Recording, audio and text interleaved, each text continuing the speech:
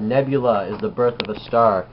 It is made up of 75% hydrogen, 23% helium, and the other 2% is made up of oxygen, nitrogen, carbon, and silicate dust. Did you know that a nebula has some of its interstellar matter comes from other exploding stars? A sun-like star is like our sun in size comparison. A sun-like star is formed by a nebula, and it will remain in a sun-like star form for millions to billions of years. But kind of like a gas tank, it'll start burning out more and more and more until it starts fusing helium to carbon, which causes red giant. The red-like giant forms from a sun-like star when it starts to use its helium and carbon, which is after it uses up all its hydrogen. It loses a bunch of its gravitational pull, which causes the star to slowly collapse on itself, which gradually becomes a white dwarf. Did you know when our sun turns into a red giant, it will reach past the present orbit of Mars? A white dwarf is usually no larger than Earth.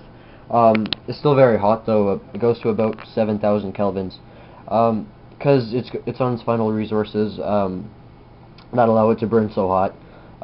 It'll eventually turn to a black dwarf. Did you know that the white dwarf are like coals at the end of a fire, still very hot? A black dwarf is kind of like the ashes of a fire when the coals break down and cool off. It is one of the final stages of a star or a sun. It gets cooled off, and it just gets cold and dark. It just becomes a cold and dark sun. We say cold, but it's still pretty hot. Just compared to a sun, it's pretty cool. A massive star is made up of the same stuff as a sun-like star, but it is much, much bigger than a sun-like star.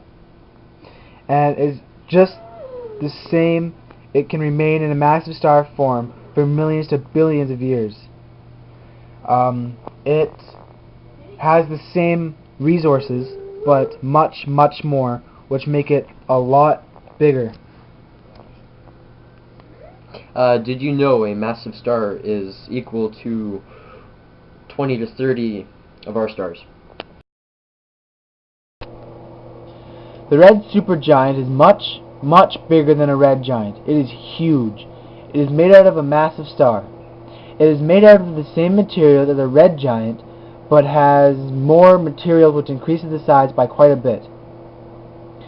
When it combusts rapidly, instead of creating a white dwarf, it explodes, which is called a supernova, because of the sun's core collapsing due to the gravity it creates.